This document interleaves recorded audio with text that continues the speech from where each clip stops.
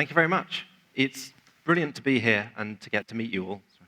I'm going to start, in fact, here we are, that's me, with the first Swedish people I can remember meeting, which is a couple of guys called Hans and David, who I met in China many years ago when I was traveling as a student. And I only saw them for maybe a couple of days. And at the end of that, when I was heading off to the next place, they pushed into my hand this CD and said, "Oh, you must have this. It's a compilation of Swedish music." So I don't know if this is stuff that you really disapprove of, being the cultural face of your country, but there it is. Which means that it's a real pleasure to be able to kind of return the favor and share some of what we've done culturally and pass it back. But I'm going to start somewhere a bit different. And that's with what I was doing almost exactly 10 years ago, around this month. And I was in a music venue in Sheffield, my hometown, and waiting for the band to start playing. And they were playing music over the PA, and something very strange happened. Half of the audience went absolutely crazy when this particular song came on. And the other half, including me, looking around, thinking, what's that? What's going on? And one of these people who'd been jumping around and really excited, leant across to me and said, "I've heard this band locally play a lot. They're amazing. They're going to be absolutely huge." I thought, okay, maybe. It's a good song. And sure enough, a couple of weeks later, the Arctic Monkeys' first single was launched.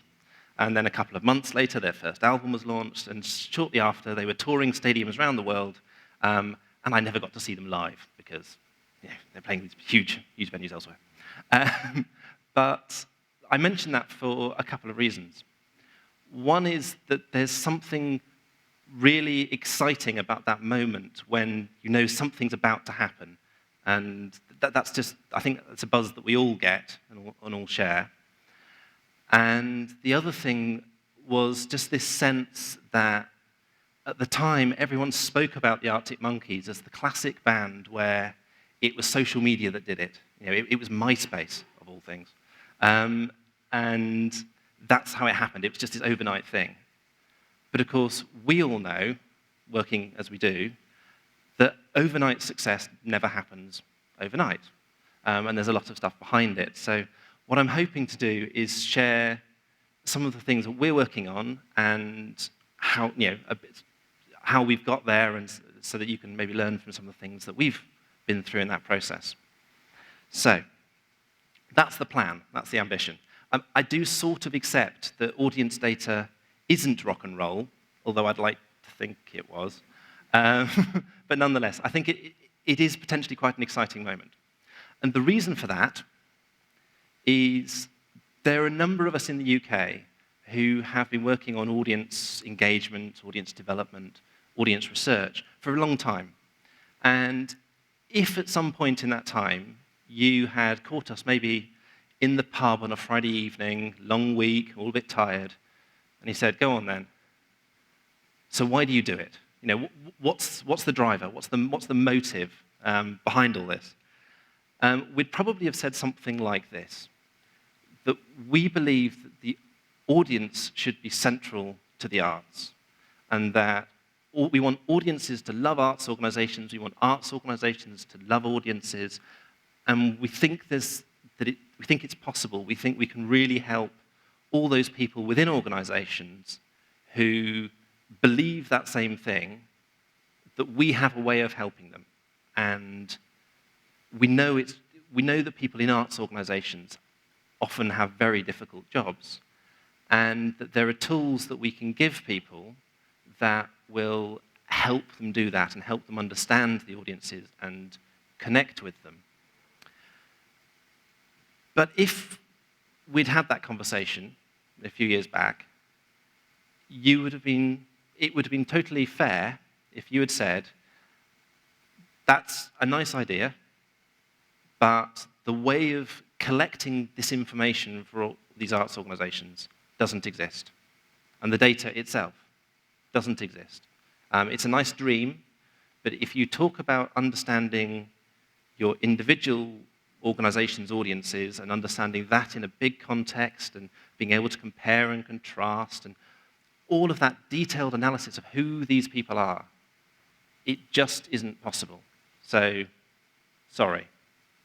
And you would have been right. But what's exciting now is that we've got to a point where that tool does exist. And it's been quite a journey, but we've got to the point where a lot of that data does exist. It's in the same place, and we can do things with it we never knew we could before. So that's what I'm going to talk about, this tool in particular called Audience Finder, and give you a little demonstration of what it is, what it looks like, and some of the things that we've started doing with it. And it is probably worth saying that we're just at that point where we've managed to build it, we've managed to get it all together and ready, and we're starting to find out new things, but we're just at that exciting first point. So there's some things we will be able to give you answers about, and some things we won't, and that, you know, we'd know in a year's time or 6 months' time. But here we are, Audience Finder.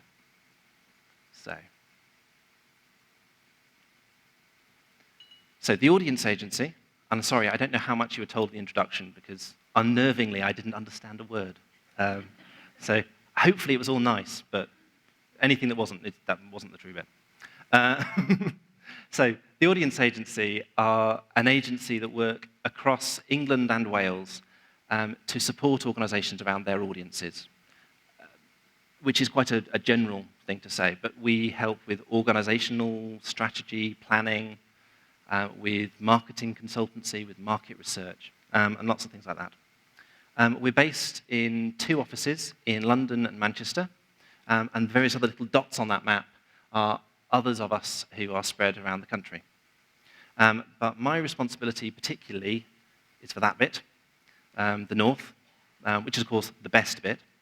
And it's an area most famous for lots of cities with world-class and famous football teams like Manchester and Liverpool and Leeds and Newcastle and not really Sheffield.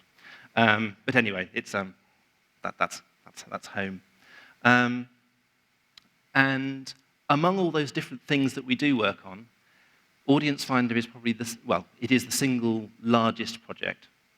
And the aim of it is to gather together, to compare and to understand in a kind of wider context information about arts audiences of all sorts. So theatre, dance, touring companies, museums, visual arts, galleries, all of those in the same place. Now, as you can probably guess, that's not a simple job, because every organisation is different and they have particular things they need and their audiences are special in different ways. But that's what we're doing with this. So, roughly, it's who they are, it's who they could be in the future. So, I'm going to be talking a bit about big data, because Audience Finder is a big data project. So I thought I'd start with some big numbers to go along with that. So, starting somewhere up there, there are over 740 organisations that we're now collecting and comparing data from. So it's a very wide pool of organisations we're talking to. And we're looking at that data in terms of particular groups, by geography, by art form. And there are 74 of those different ways we're looking at this information. There are almost 500 organisations that we're analysing their website information for and seeing who's visiting them online as well as walking through the door. There are 150 museums within that large pool of organisations, and we've got over 2,500 people signed up to use the Audience Finder dashboard or tools, which I'll demonstrate in a sec. So it's got really broad reach, and it's certainly the largest thing that we've done in terms of audience data, but we think it may be one of, if not the largest audience data projects worldwide. We've got 135,000 surveys from audience members. So actual specific individuals giving us their real feedback about real experiences. And that gives us really, really useful information. And there's 20 million transactions as part of this process as well. So we're talking really, really large, rich numbers. But, you might ask, so what? Big numbers. What's so big about big data? And the point about big data is not just that it's like lots of small data all pushed together. The point of it is that it can do things that you can't do with small bits of data. So, for example, if you're a fairly typical organization and you've done a survey with your attenders and you've done pretty well, you've collected 350, 400 surveys from them, and you look at your survey results and it tells you that 95% of them are, let's say, white British in our typical case. Your problem is that your margin of error is so big that all it's really telling you is it's more than 90%-ish and it's less than 100%. Well, we kind of knew it wasn't going to be more than 100%, so it's really not telling you very much at all. And what it's definitely not telling you is anything more specific about the people that are in those other groups. Because you're talking about maybe 20 people, and 20 people's results, you can't generalize from that to everything else. If you have 135,000 surveys, that 5%, or more in some cases, becomes actually really quite a large number of surveys, and you can be really quite specific about, so who were the people within that group who really liked it? Who were the ones that didn't? Who were the ones that said it was good overall, but we didn't like the food? You can start getting into that level of detail. Generally speaking, a way of understanding big data is a shift from thinking like a shark to starting to think like a whale. So a shark starts off knowing that it's hungry, there's a particular thing, maybe a seal it wants to eat, it's very focused, it's got a target, it smells blood, boom, gets the thing it wants. What the whale does, by contrast, is it just opens its jaws, swims along, gathers lots of stuff up, filters out what's actually useful, and digests that and makes something of it. So in a way, what we're trying to do is shift from a kind of shark model to a whale model. And that's partly because the typical way of doing research in the arts or finding out things about audiences is you start off thinking, oh, there's something I'd like to know. Okay, how am I going to do it? So you sit and work out your way of finding out this thing, and then you implement it, and then you get your results, and you take your results, and you write them up into a report, and you share them, and you hope by the end of the process you still want to know it, or that it's still useful, or that it's current. And then when you've used it that one time, it often goes on the shelf, and that's the last that's ever seen of it. Not to be mean about research, we do lots of research, it's very useful, but it's often, it would be nice to be in a position where if you thought to yourself, I'd really like to know this particular thing about my audience. Who are the people that go to this particular art form, or that are this particular type of people? What do they do, or what do they think? To be able to just dip into an existing set of data which we're gathering like as a stream of data as it flows past, and say, what's happening now? And that's quite a shift in terms of approach, and in terms of what it lets you do. So the other way, when people aren't comparing it to kind of aquatic creatures like these, that people talk about big data, is in terms of what we call 3 V's. So the volume of data that we've spoken about, the velocity of the data, so how fast you can get to it, which again, that's that idea of this stream of data. And the third one is the idea of the variety of data. And that's the other challenge I think we've always had in the arts trying to understand our audiences. Because if you find out something from a survey about your audience, you still don't quite know how that relates to what's in your box office system or your database. And it's not necessarily always clear how that relates to the overall population and how different are the people that go to your website by comparison. So it's really hard to combine these different sources of information. And of course, we know that people are complex, and seeing them in the round and from different perspectives is much more useful. It gives you a truer picture.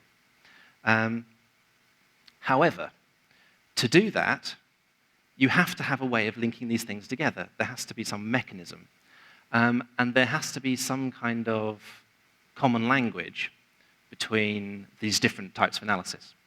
So, to do that, we produced, at the beginning of this process, a new way of understanding the whole of the UK population, but focused around how they engage with the arts. So it's a segmentation tool that's called Audience Spectrum, and I'll show you some bits of it later. But it takes the whole population, divides it out into 10 different groups of people, and gathers what we know about these different types of people. And in this context, that's why it's useful, is you can look at your survey results related to that, you can look at your box office related to it, you can compare the local population, you can compare the online traffic, and it's all in a sort of intelligible form. So, another way of looking at it, here, imagine this little dot is your own audience information. You can overlay it with digital things. You can look at that wider context and background. You can look at, well, actually, who else is out there, and are they similar or different? Because numbers only mean something with context. To say 65% of your audience is a particular type means nothing unless you know, is that good? Is it bad? Is it high? Is it different? Is it same as last year? But also you can look at the overlap. So you can see how these different people relate to each other. Are the same people going to you and the theatre next door? Are they different people? Are they,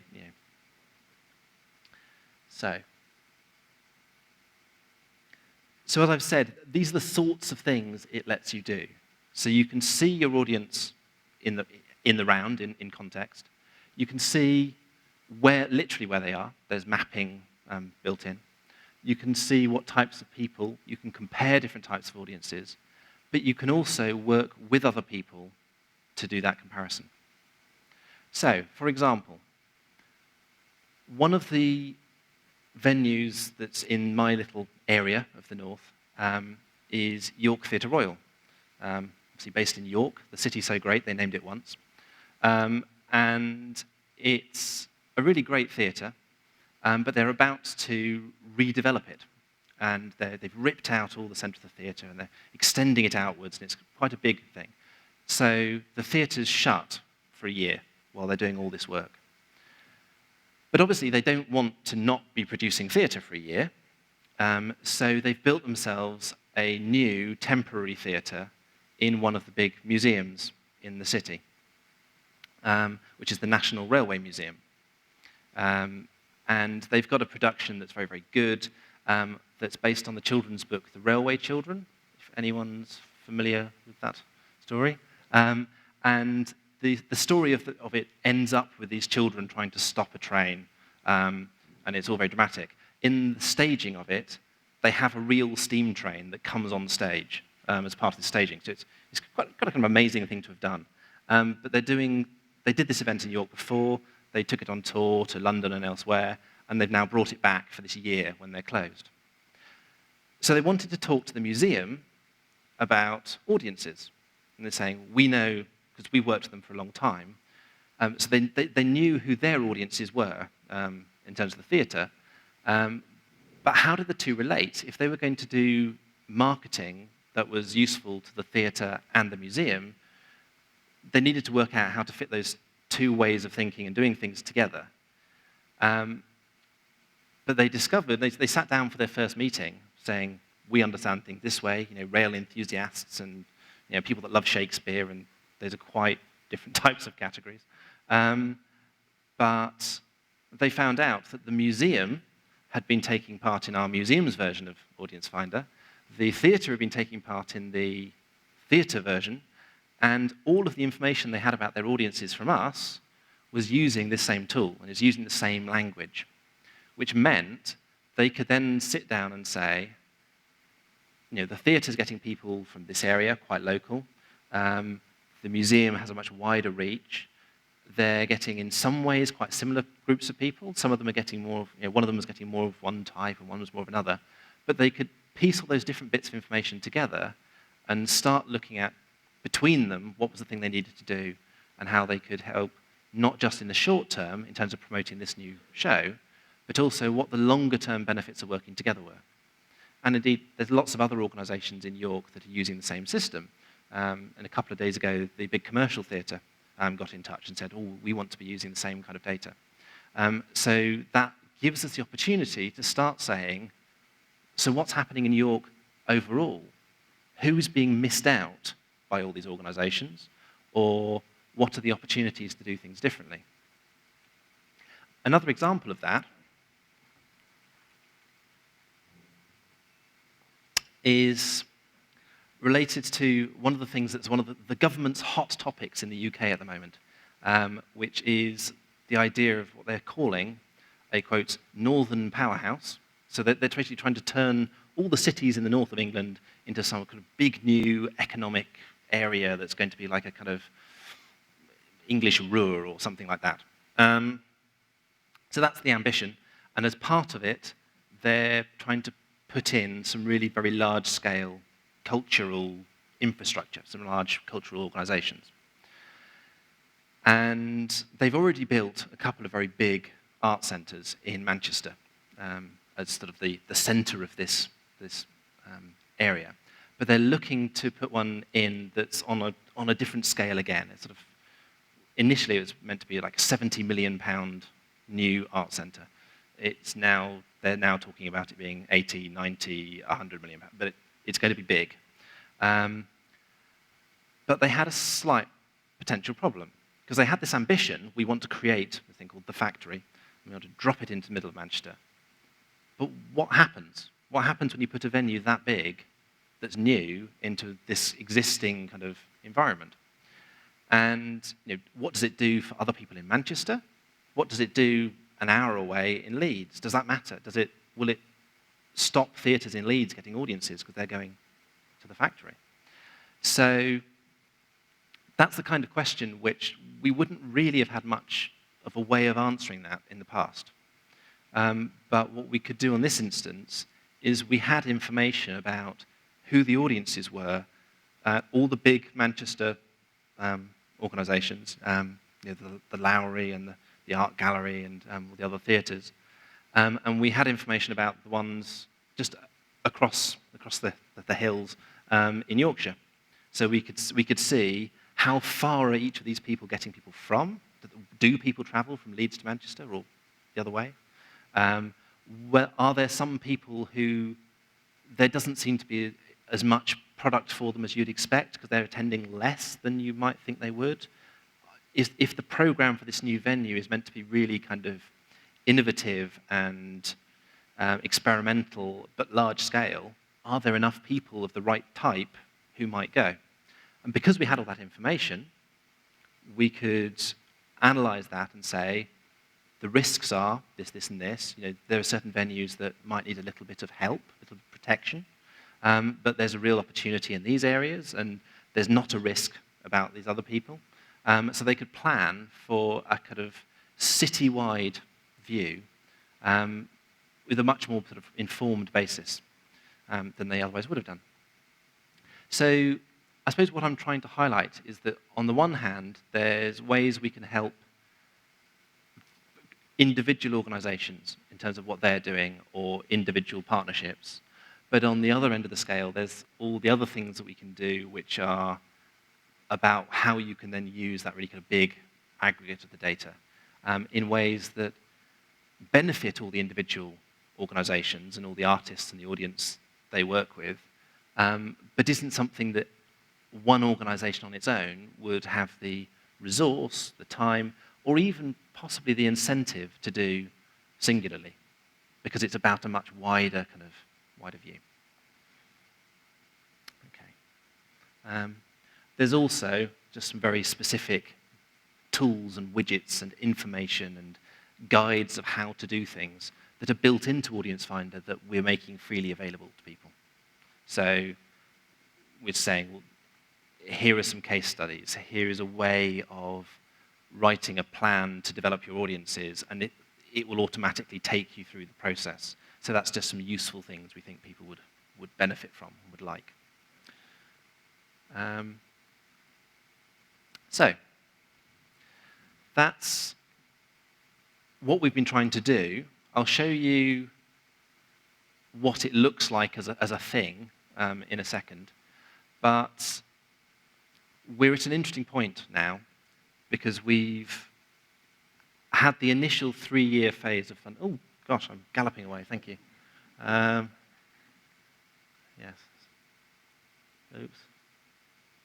Oh, yeah, that was a spoiler. Sorry. Guess what? Yeah. So we built this thing, and it was designed to be free for the main clients of the Arts Council. So the key organisations that they regularly fund year on year on year, we were told, build this, make it free for them, charge everybody else. And we've done that, and that's worked, and people have got lots of use out of it. But we want to make it a financially sustainable model in the long term. As we go forward, it has to have some income as well as the Arts Council funding. And so, of course, spoiler alert, the way of having more income is to make it free, which might sound odd, but the idea is if we make it free for everybody, we can get more people involved, and maybe we can maximize the benefit for people in terms of reach, but we can also mean that the more information there is in there, the more useful it is for everyone else to get a much fuller picture, a much more complete picture. And if we can do that on a big enough scale, we can then build very particular tools which can be quite cheap because we're using them a lot, and it becomes a kind of replicable approach. So that's the kind of model of where we're going with it. And as of a couple of months back, we've just said, okay, doors are open, it's free. Up to a certain level, it's free to use. So, imagine, if you will, and this might be a terrifying thought. I'm going to transport you to imagine you're an organisation in England as opposed to Sweden. So you come to Audience Finder, and this is what greets you as a starting point. And so you either register, click the button, or you already have registered. And you click through, and this is where you end up. So this is, if you like, this is Audience Finder itself. And if you first start, the white boxes wouldn't be there. But this is what you see. And down the left-hand side is a whole list of different things that it contains. So box office information, survey information, mapping, and so forth. And each of these, if you click through them, will then take you to that particular set of information. And there's lots of other, again, free things really available. So if you didn't have any data that was already taking part in this, then you would still have lots of things you can use from it.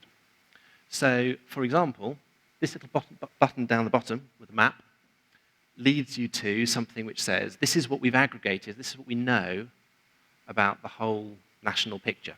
And we can drop into particular locations and regions within that. So, for example, it's the Northwest, so Liverpool, Manchester, and the Lake District. And within that, we can say, overall, this is roughly what people are spending, this is how often they come, this is how much money is being made from the participating organizations, and how that relates to the overall population. And we can link that to other things we know about the Northwest. And we can zoom in more detail. So we can download a whole separate load of information at the top, or we can start looking in a bit more detail about what's going on within those kind of numbers. So down here, these are the 10 groups I spoke about, which we don't really need to talk about exactly who each one is, but there are 10 different types of people, And you can look at this, and it's saying, of people that are booking in the Northwest, there are lots from this blue group called Commuter Land Culture Buffs, which we would expect, because they are kind of really core arts attenders. They're a really important group. If you then said, okay, let's look at the local area, that group suddenly drops right down the list. They're much, it's not about being a big part of the population, they're just a big part of the arts audience. So we're starting to see some indication about who's missing or who's attending a lot. And for each of these, you can click on it and zoom in more detail, and it'll say, well, if you're talking about this group, this is what they're like, and you click past that, and it'll give you much more detailed breakdown about who they are, maybe demographics, where they live, whether there's particular communication channels that they like, messages that they might react to. It'll give you information about, are they likely to give money to the arts, and if so, what for, and what amount. So it starts giving you a bit of a flavor of what's happening for particular areas, particular art forms, particular organizations, and what they're going to, what sorts of art forms. It's, particular groups really keen on music, but not so much on other things. And what do they spend money on? Okay. And then for each of those art forms, because we've, as part of the process, got organizations to tell us what art form every event is, we can gather that back up together and say, this is what the audience for each of these different art forms looks like across the country. And sometimes that tells us things we would know and expect, and sometimes it's a bit of a surprise. And there's more information about each of these segments, again, behind each of these, like this. So again, it's that summary information. So all of this, remember, is just free for everyone. Anyone that registers, signs up, can have this. And you zoom in, and it tells you all this detailed information about who they are. Beyond that, we can also look at where each of these types of people are. So this is Birmingham, what was always described as England's second city, until it wasn't. Manchester replaced it. And let's say we saw that group, Trips and Treats, on the way through. We think, okay, they sound like an interesting group. They don't attend a lot, so we might want more of them. Where are they? So we select our little list, and boom, there they are. So these are the bits of Birmingham where they live and where they don't live. So big pockets out here, not so much sort of south of the centre of Birmingham, which is the posh bit. And if you click on a particular bit, it tells you more specifically, for that very particular area, this is how many people there are, this is how many in this segment. Okay. So all of that was without putting any of your own data into the process at all. However, obviously you can get more out of it if you put more into it. So here, let's say you want to put a survey in, which you can do if you're any type of organization, but is particularly useful, obviously, for visual arts, museums, and so forth. Very simple form. You say, this is who I am, what I want, and if there are special themes you want, which it says it's £100 extra per theme to add to the survey, compared to paying for someone to do some research for you is very cheap. And it then it'll just go through to our team, and then they'll process it and set it up, and it's really quick and easy. And it includes, as free, all the basic reporting that people have to do to Arts Council England. So people have said for years what a pain it is to have to fill out that detailed form. They now have that data in a standard format, in a format the Arts Council know and recognise.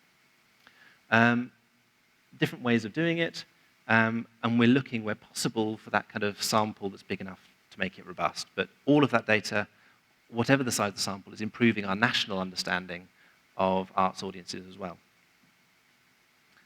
So those results automatically feed through to here. So you can see, this is just an example one, how many surveys you've got, when they were from, and as we click through, it'll graph it automatically in a downloadable form, in a printable form, and compare it to particular sets of information. So here it's saying, compared to everything we know about all the audiences in England, for this organisation. But you might think, okay, we'll change that. You can also add labels and show if you're going to print it, and those labels will appear on it. Or you can add a data table, and all the actual data will be there, and you can download it and put it in your own report. So it's meant to be kind of flexible and usable. And presented, obviously different things, presented different ways.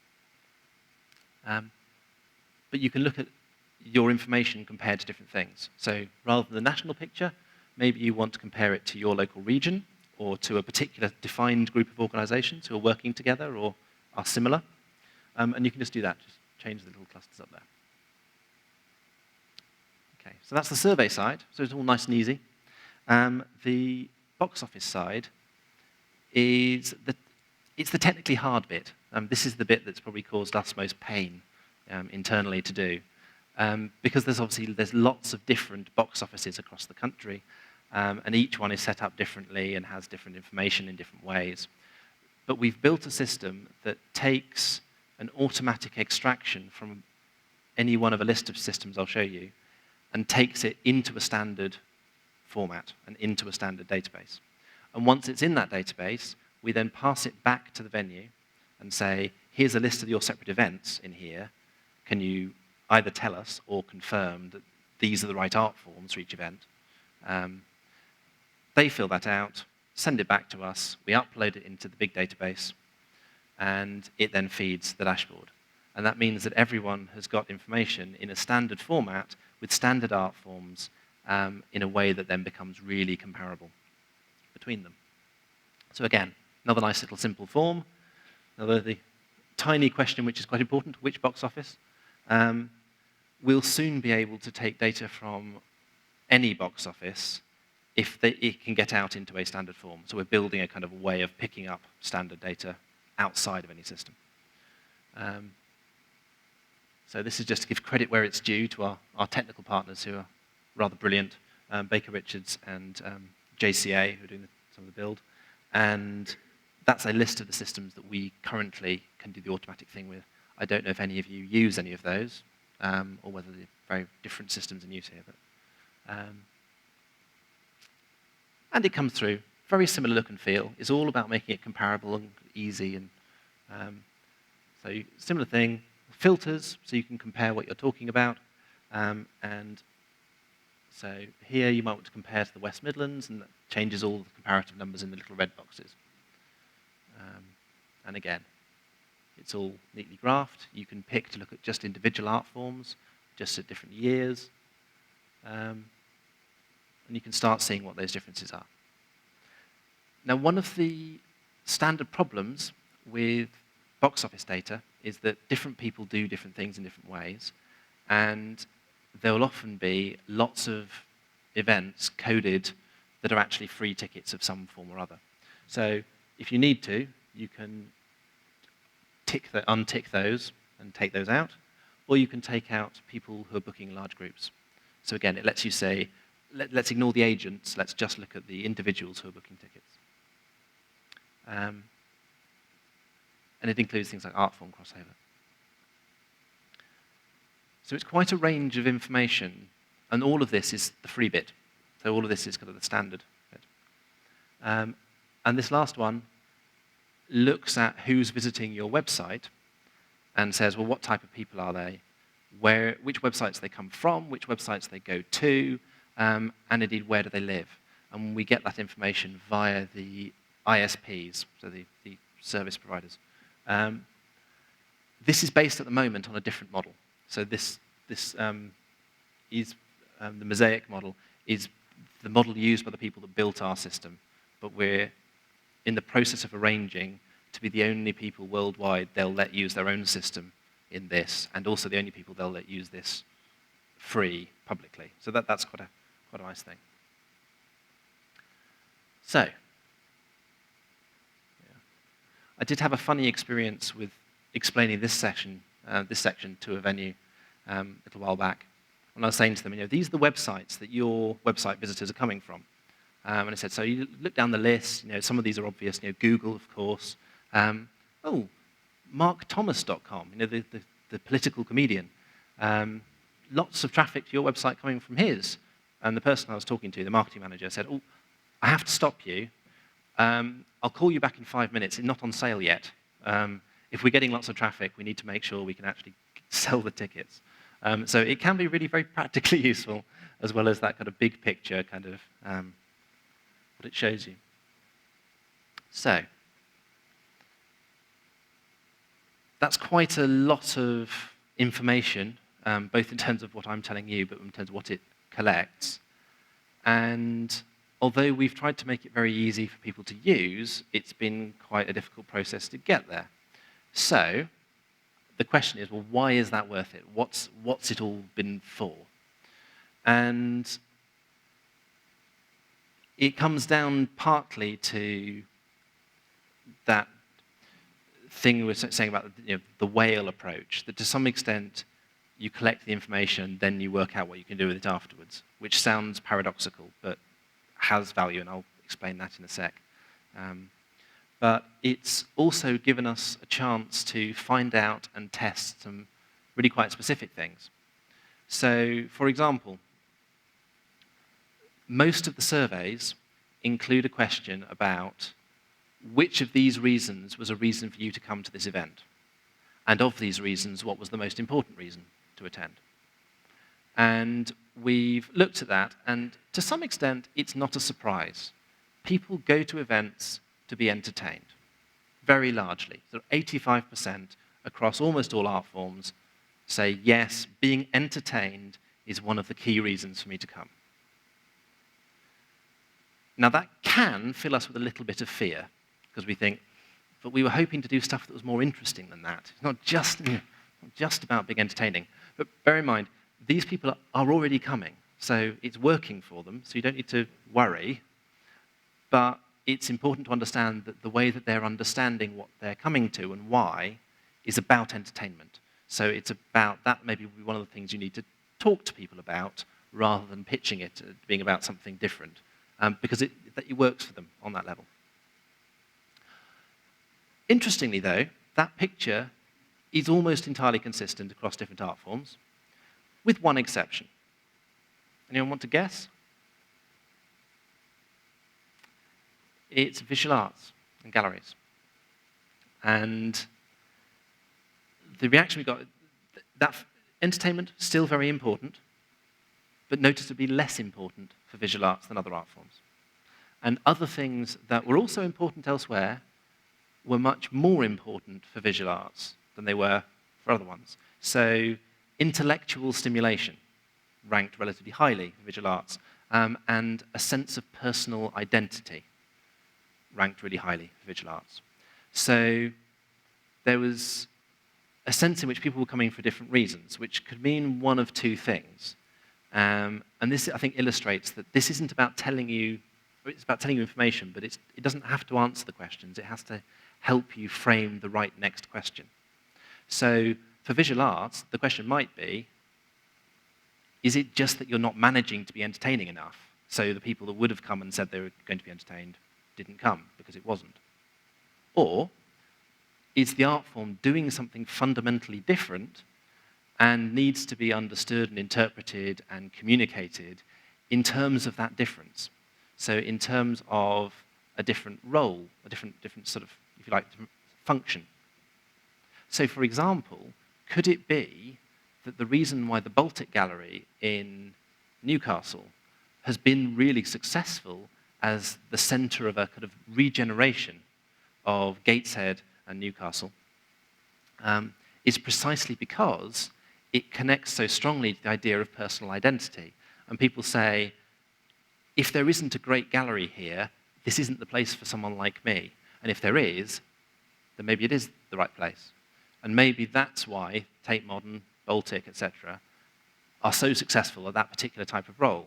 That maybe makes us think differently about what we should be doing with them, or how we should be promoting them or arguing for them. So that's kind of an interesting picture. We could also look at, for visual arts organizations, I would say a lot of which, I think all of which that we were working with at the time, their main program was free. So it's very obviously hard to make an economic case based on ticket sales. But we could show what the spend on other things was and how much money those were bringing in for hotels, for restaurants, for other things. So to be able to start saying, visual arts have an enormously valuable role in lots of ways, but there is also a financial thing going on as well that's useful. Similarly, the outdoor arts sector, so kind of live performance in outdoor spaces, they'd said for a long time that they're very good at reaching a much wider range of the population. So people that don't normally do the arts do go to that. And that's a good thing to be able to say, but the question will always come back, prove it. How? How do you know? And we've been able to look at the profile of people that go to them, the profile of people that go to other things, and say, yes, that this is true, and we can show how true it is, and how true it is for particular organizations or particular ways of doing outdoor arts. And that was used to make the case for, I think, something like £8 million of extra investment in outdoor arts performances because it was better at reaching a wider range of people. So it's kind of there's a kind of a lobbying, kind of government engagement role there. But sometimes this information tells you what you didn't expect, or potentially almost the answer you didn't want to hear, but that it's good to know. So the rural touring sector, so where you could take product around different smaller venues, has always said that they, similarly, like outdoor arts, they reach people that other arts don't. And that is true. So, and we can see that that's true, and we can see exactly how it's true. But we can also look in a bit more detail and see really what's going on when we look at urban audiences and rural audiences. And the picture that we found, for example, is that if you look just at people who do attend the arts in rural and urban areas, then they each attend the arts about as often as the other type does. So it isn't the case that you have kind of a special type of super artsy person in the urban areas, generally speaking, and people who like the arts in the country just don't get it. It's just that they're diluted in a wider pool of people who just don't go to the arts at all. But also, different types of people are living in the different areas, and they tend to engage with different types of things. And because there's less infrastructure or fewer venues, they are going to the venues they go to more often, which means they're playing a slightly different social role. They're more of a social anchor. They're more of a kind of community hub. And actually, people are bouncing around between the city venues and going once to lots of places rather than the same place again and again and again. But it's not quite the picture that would always have been assumed, that you have lots of us really arty people who live in the cities, and then there's sort of other people out there. It's very much not that picture. And just finally, we've been doing some work for Arts Council England across the whole country, looking at opera audiences in particular. And that's obviously, it's quite a big issue for them because they're many of the organisations that get most funding, and opera, as lovable as it is, isn't popular in the same way that some of the other art forms are. So there's a bit of a challenge there. So as part of that, we could look at what types of people were going to what things. Is it about particular composers? Is it different programs? Is it different companies? Is it just that pop opera works in some cities and it doesn't work in others? Will people travel from anywhere for the right product because it's really exciting and it's important? And or did it behave what I would describe as the sort of the normal rules of gravity in terms of arts audiences, that people go to stuff they can get to relatively easily? And sure enough, it's more of the latter, that when Arts Council were thinking about what's the national strategy, when they raised the question, can we just put a lot of opera in a few places and people will go if they want to? The answer was, well, you can, but you are effectively deciding that lots of people won't go to opera because they're not going to travel an hour and a half, 2 hours, in general, compared to people who are traveling half an hour. And this may not be a surprise to us, but it gives us a tool and a mechanism to make that argument in a credible way. This also links back to where I started talking about the Factory, this big new venue in Manchester, because they were saying, well, we've got this ambition for this really exciting, innovative, new thing, and we know there's a big audience for that type of thing in London. The Royal Opera House does not have a problem selling tickets in general.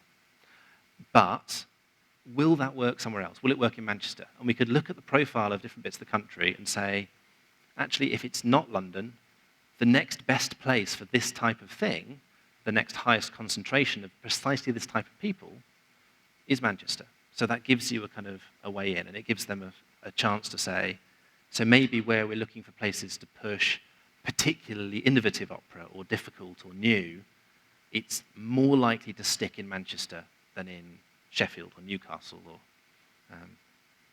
elsewhere, Birmingham. So that's the kind of some of the things we've been able to get out of the overall data set so far.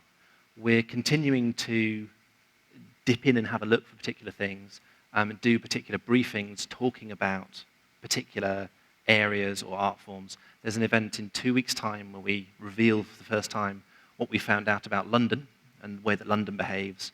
I keep pressing things. And to be able to talk about what London audiences do when they're not at the particular venue whose data we're looking at. So that's the kind of direction of where we're going with it, to find ways of using this big pool of data that we collect from producing the useful individual reporting, but then finding a novel way of doing things with it. And if I have a few minutes, I'm not sure if I'll talk a little bit about some of the more experimental things we've done with the data and what that's allowed us to do.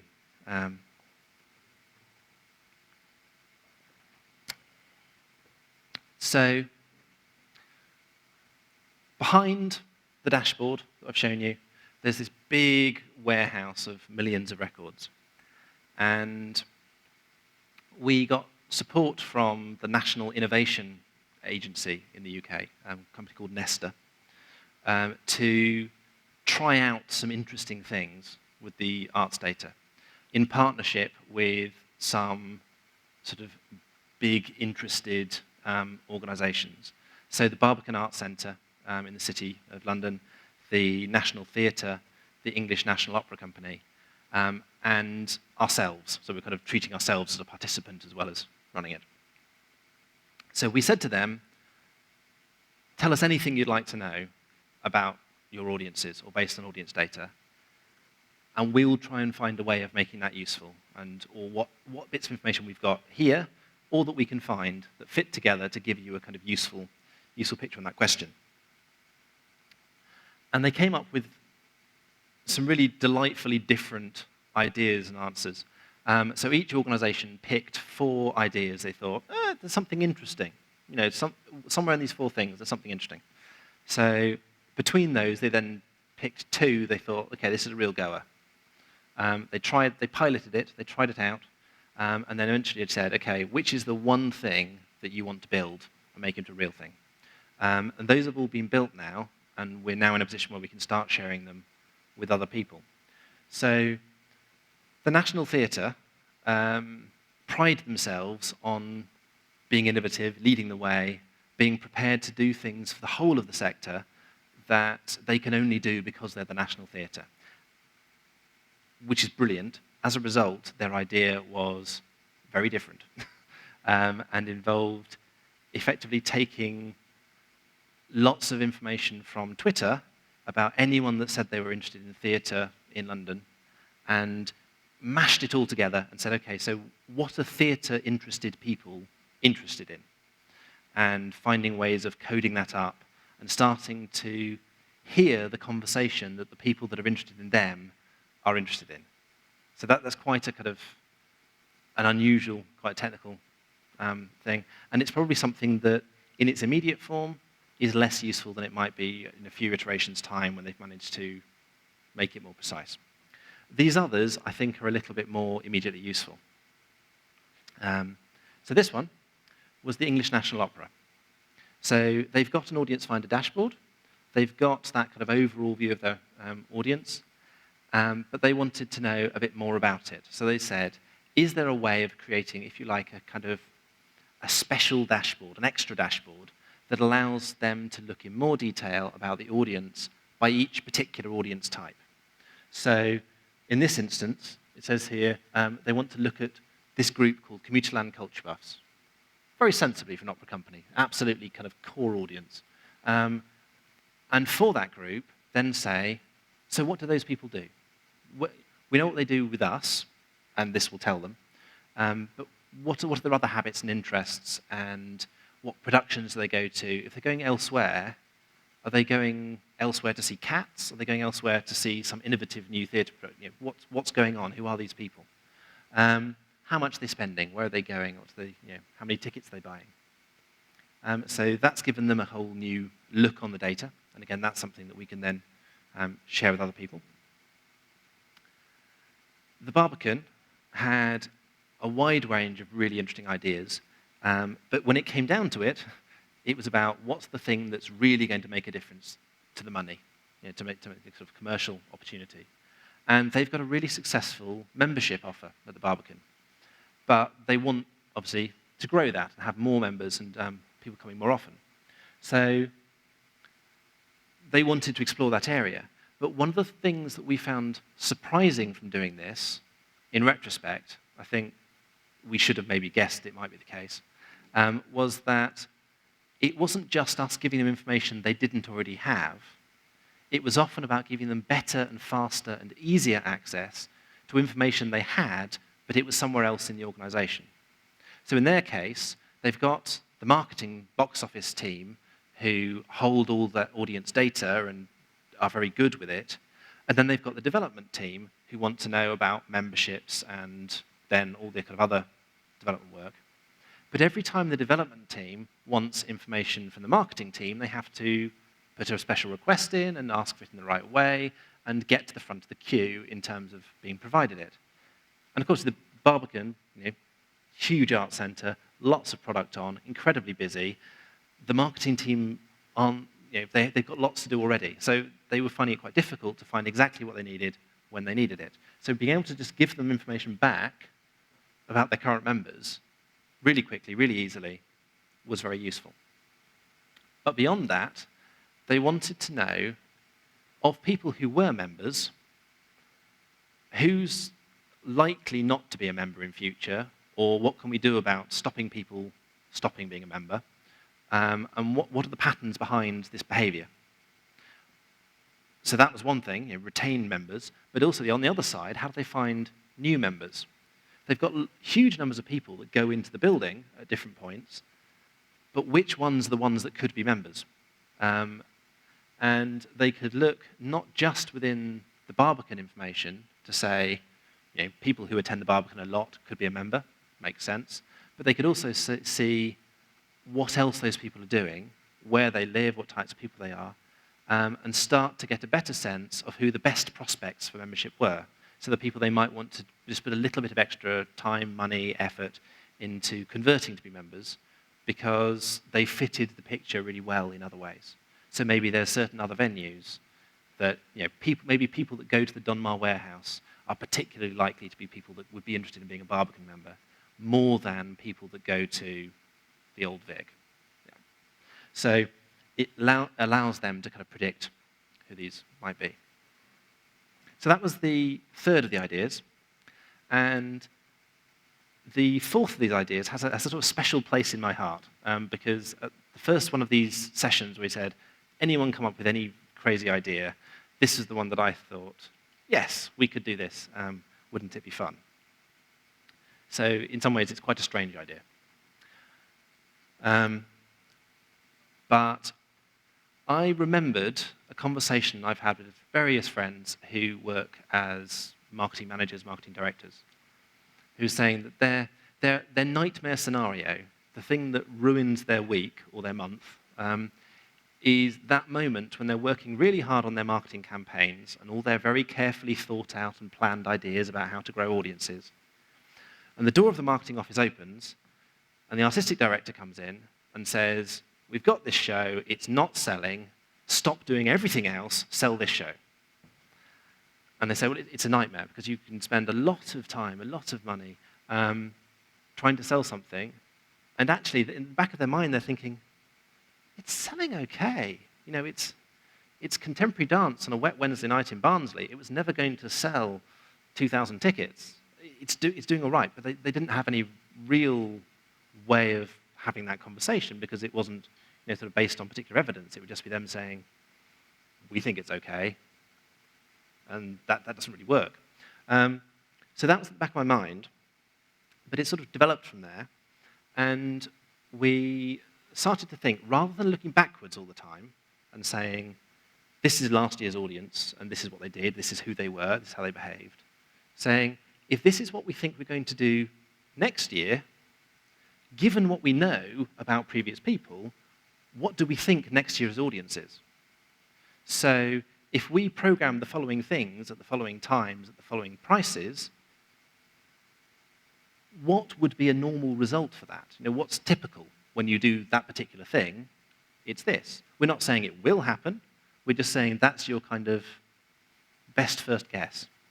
So it lets you pick for a set of categories, you put in information and say, it's this art form, it's this place, it's this price, and it will look in the database at all the other performances and productions that we have and say, this one's a really good fit, so we'll kind of use that information quite a lot. This one is similar, but not so much, so we'll just count it a little bit. Brings it all together, and can then say, it looks like this is the likely result, if this is what you put on. This isn't us, and I really ought to stress this is not us trying to program venues. It's not our job to say what should be put on at all. It's just about helping people look at what might happen if you do. And there are lots and lots of reasons why you might program work, for social reasons, financial reasons, for mission reasons. And we're not trying to presume on that, but we are just trying to help people. Partly so, maybe there's a particular group of people your theatre doesn't get in, and you can say, well, if we do this, we'll get relatively more of them. We may not make as much money, but it achieves that particular goal. But it allows you to have that conversation if you've got a kind of shared understanding.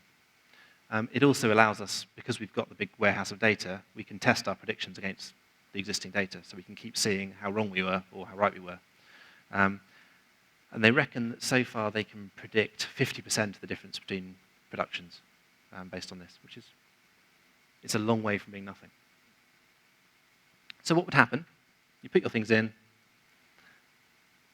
and it would give you just a bit of summary information that says, here's the mix of the kind of people that tend to go to this kind of thing.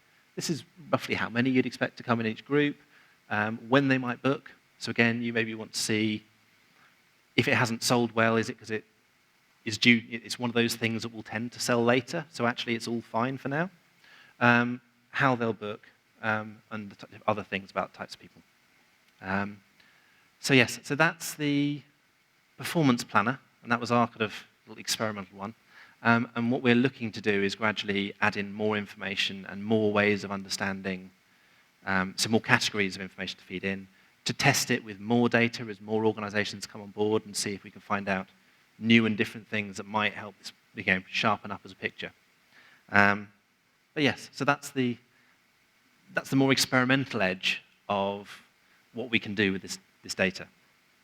However, just to finish with, I should probably stress, because I've talked a lot about data and a lot about numbers and what you can prove and show and this, that, and the other. To take you right back to the beginning of what I was saying, we're all in this and we're all doing this because we love the arts and we want to share that enthusiasm. Indeed, I got sent a survey before this from Annalie, who may be here somewhere, and I sort of saying, well, why do you do this? And it's about that love, and it's about being able to share our enthusiasm. It's not about the marketers taking over. That is not our plan. but we are trying to help organizations think clearly and strategically about what happens, and to plan more effectively, really, and to get more people to enjoy what we enjoy. So just like Hans and David passing on their CD to me, it's about what can we do to pass on what we love to other people.